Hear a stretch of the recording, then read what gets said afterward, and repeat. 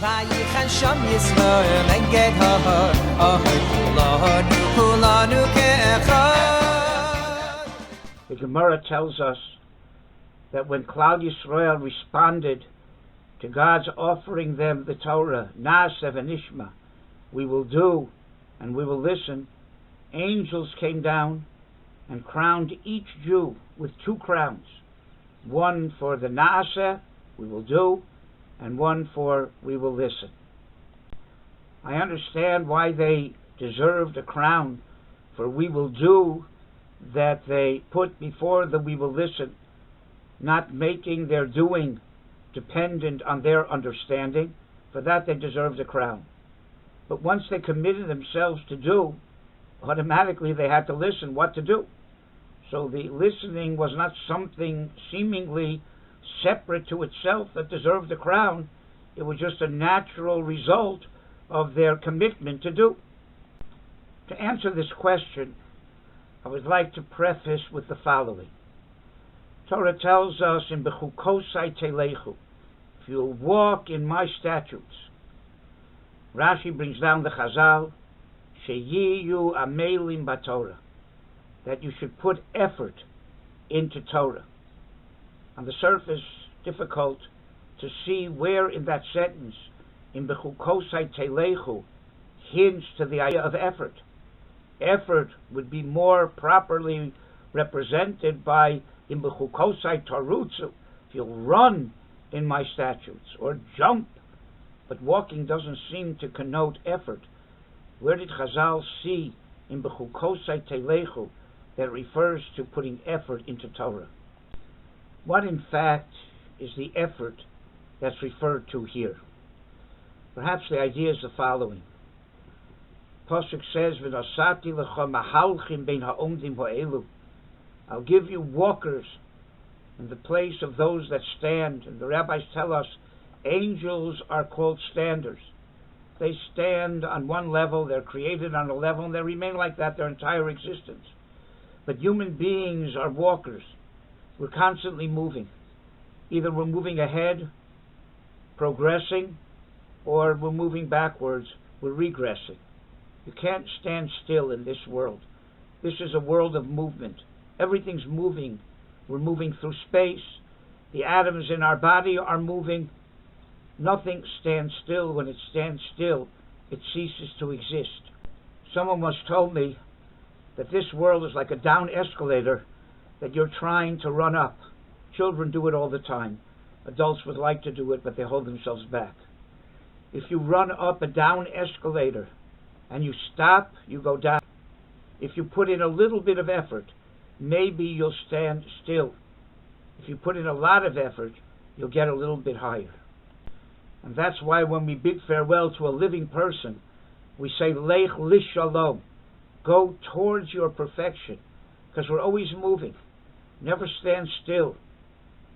But on the other hand, to a person who has left this world, and we bid him the last farewell, we say, Lech bishalom, go with the perfection you have. At that point, he's not moving anymore. He has reached his potential. He has reached his perfection, and that's where he's going with that perfection. One of the hints of the shofar, which is supposed to arouse us to repentance and to good deeds, is shipru ma'aseichem. Make your deeds better. Not make them good. Make them better. Person always has to improve, progress, or chas v'shalom. If he's not, then he's automatically regressing. Rashi tells us something very disturbing, that if one does not put effort into Torah, then he will go down 7 levels until he will totally deny God. Now the effort we're talking about is the effort of improving. It's very difficult to improve. It's like running up that down escalator. In order to improve, you have to put in effort. And if you don't put in that effort, then you're going to go down that down escalator to the bargain basement of Kofar Be'ikr, of denying the Rabbanu Shalom, which seems to be not realistic. because I know plenty of people who don't put effort into their Torah. They practice what I like to call status quo Judaism. They haven't improved anything and not interested in improving. They keep Shabbos the same way next week as they did last week and the week after that. They don't want to work on their midos. They don't want to learn more. They just want to remain status quo. And they're not kofrim be'ikr. They're not people who deny God. They're very nice, fine, Shomer Shabbos people. What are you going to tell me? Give them another year, they'll be kofrim be'ikr. I know people who have been like that for 3 generations. So what does it mean? Let's use the following story to introduce what I think that Rashi means and what exactly these 7 levels that a person will descend to if he does not put in the effort to constantly, consistently improve. In b'chukosai telechu, that you're constantly moving ahead, not stagnating. When I was a rabbi in Miami, I noticed that they had many elderly retirees in my kehillah who in their youth never had the chance to have a real Jewish education. They were observant Jews, Shomer Shabbos, but because they grew up in America when there were no day schools, or they were children of Holocaust survivors, they never really had an intense Jewish education, and therefore they didn't know too much about the intricacies of the laws of Shabbos.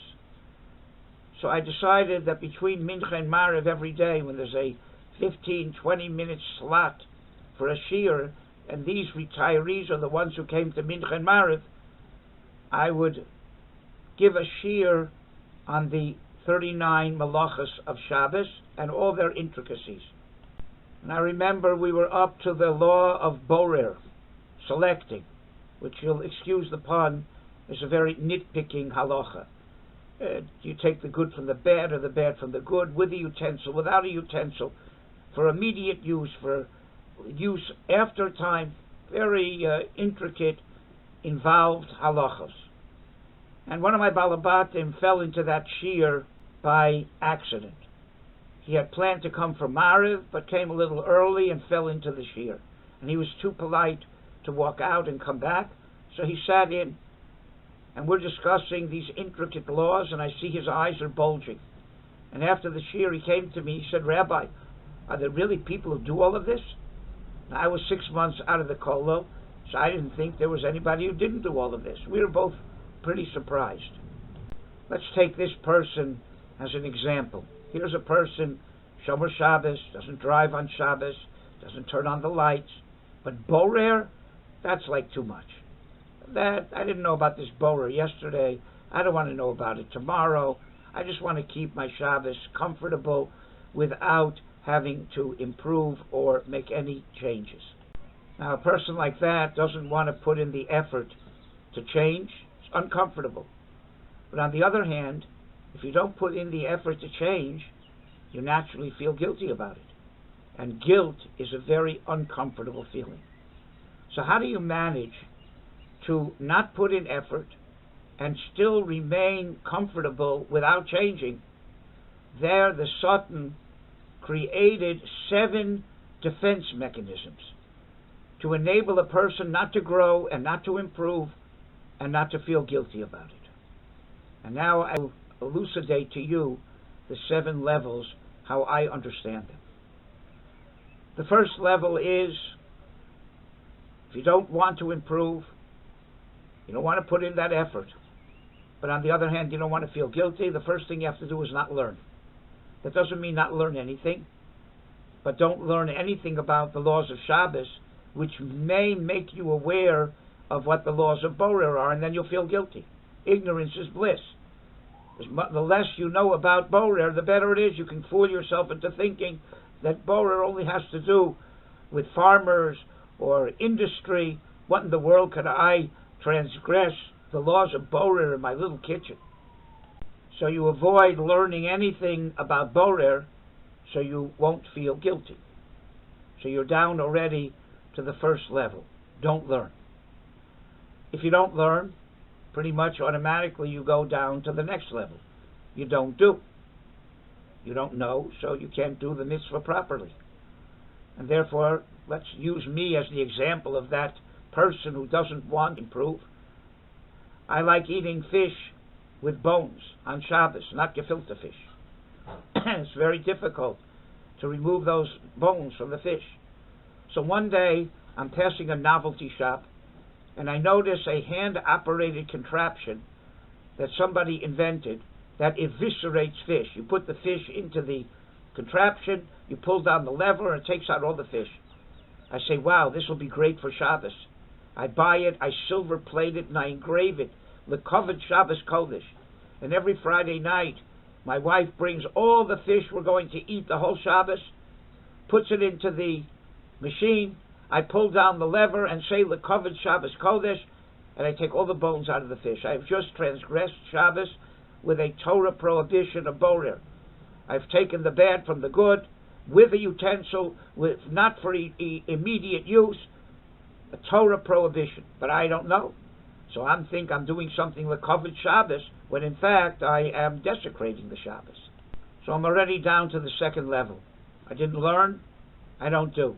I guess it'll go on for years. Until one Friday night, my neighbor, who is a little bit more observant, a little bit more knowledgeable, invites me to eat the Friday night meal in his home. And sure enough, they serve fish with bones. And I say to myself, gee, it's too bad I didn't bring my bone plucker. But as I'm ready to dig into the fish, I notice that my neighbor is studying the fish, looking at it from one angle, another angle, picking up his fork, putting down his fork, and I begin to feel guilty. Because somewhere in the back of my mind, I have an idea this has something to do with borer. And he's deciding, should he take the fish from the bones and the bones from the fish, with the fork, without the fork? And I feel guilty, and I don't want to feel guilty. So now I go down to the third level. That's called Moes Ba'acherim Ha'osim. I'm disgusted with the people who keep mitzvahs. Not all the mitzvahs, just the ones I don't want to do, because they make me feel guilty. So I look at my friend, and I say, this is not normal. Nobody studies their fish before they eat it. This guy is a fanatic. He's a chnyuk. He's a kitzoni. You pick the language, and there's a word that describes people who are doing what you don't want to do. It makes monsters out of them. So now I don't feel guilty anymore. I just want to be normal. This is not normal. This guy's a fanatic. He's a chnyuk. So I go home. I get a good night's sleep. I wake up in the morning, make a bracha, shalo asani chnyuk, and I'm down to the third level, and I don't feel guilty. I go to shul, and the rabbi, before Musaf, gets up to speak to give his drasha. And he says, I've noticed we have many fine Shomer Shabbos people in our Kehillah who don't know the intricacies of Shabbos. So I'm going to devote my drasha today to the laws of borer. Oy vey. It's the last thing in the world I want to hear. I don't want to know about this borer thing, but what am I supposed to do now? I'm a captive audience. So now I have to go down to level number 4. That's called Sonei HaChachamim. I look at the rabbi, and I say, it's not that I don't want to know about borer, but not from that mouth. That rabbi is not a mensch. 20 years ago, he passed my grandmother in the street and didn't say good morning. He's an animal. He's not a mensch. From that mouth, I wouldn't listen to the 10 Commandments or the Gettysburg Address. What happens if the rabbi did say good morning to your grandmother? There's other things. That rabbi's in it for the money. Look at the car he drives. Or, that rabbi's a schlepper. Look at the car he drives. If you can't impugn what the person is saying, you can always impugn the person himself. So I'm down now to level number 4. Shouldn't feel guilty. I tune the rabbi out. He's not a mensch. From that mouth I don't want to hear. Sonei HaChachamim.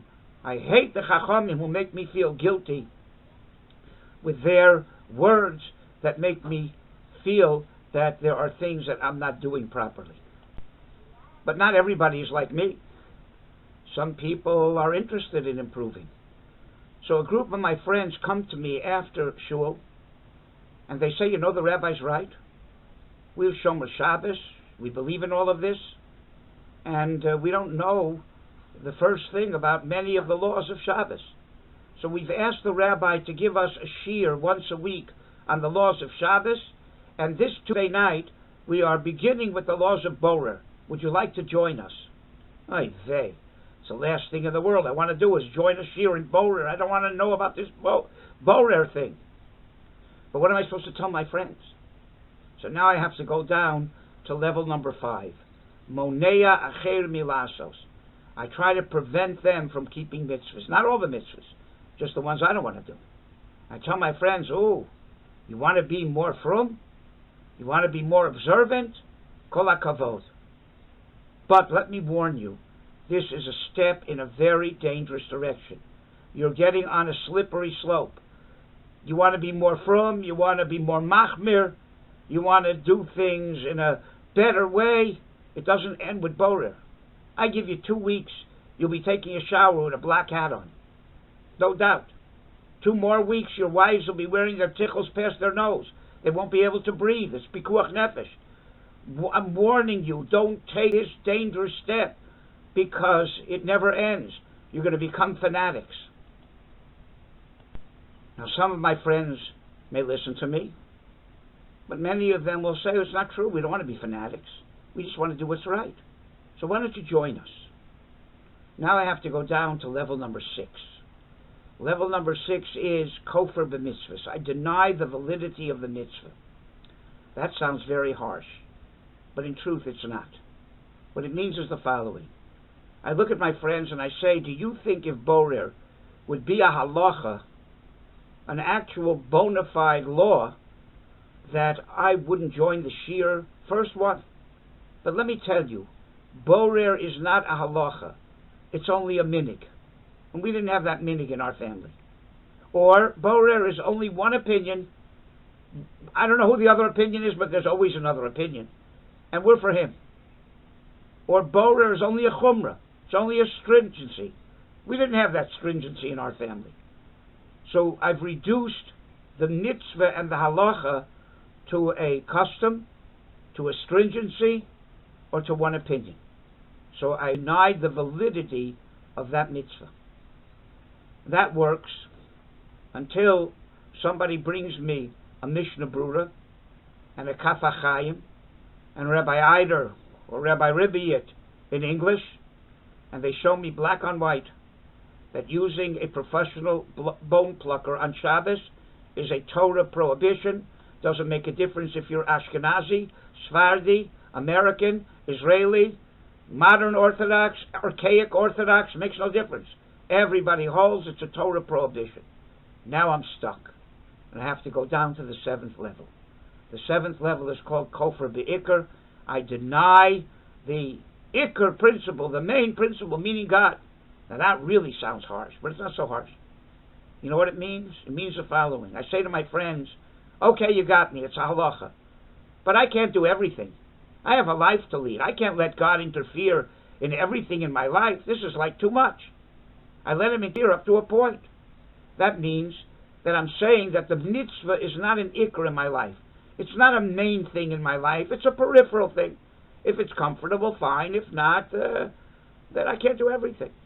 And if the mitzvah, the command, is not an ikr in my life, then the commander is also not an ikr in my life. That's called kofar b'ikr. And a person can be 99% a total observant Jew. But in that 1% that he doesn't want to improve, and everybody has their area which rubs them the wrong way. For some people it's Shabbos, for some people it's tznius, modesty, for some people it's kashrus, for some people it's business ethics.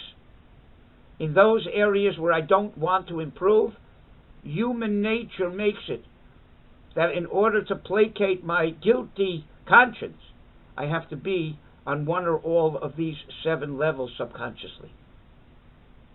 So that's what Rashi means. If you don't want to put effort into Torah, and you don't want to constantly, consistently improve, it's a slow process. It's not overnight. It's slow improvement, consistent. That's b'chukosai telechu. You're always moving. You're always progressing. Not running, not jumping. Just slowly learning a little bit more in order to improve your character, improve your observance of mitzvahs, improve your emunah, your beliefs and faith, improve your relationship to other people, mitzvahs beinar lechavero. It's an ongoing process, but it's an effort. And someone who wants to remain status quo and stagnate is going to have to be on one of these 7 levels, going down that down escalator to the bargain basement. That, in my estimation, is an understanding of the second crown. Yes, they committed themselves to do, and by nature they had to find out what to do. But the Nishma added, we want to continue to turn, continue to improve, continue to walk up that down escalator and get higher and higher. That deserves a crown. That is the real acceptance of the Torah. This is what we are recommitting ourselves to every Shavuos, when we re-accept the Torah for that year, not only to learn and observe, but to consistently improve, to be walkers and not standers. And in that way we become B'nai Aliyah, people who are ascending, who are greater than the angels.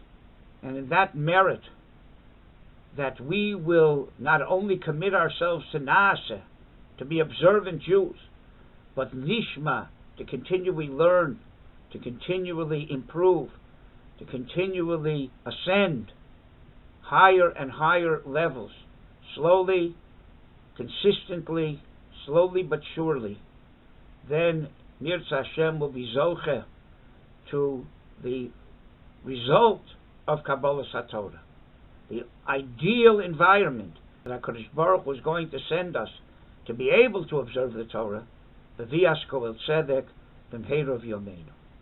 The tremendous schus, I thank you for giving me a part in it, and a tremendous schus to be a part of it.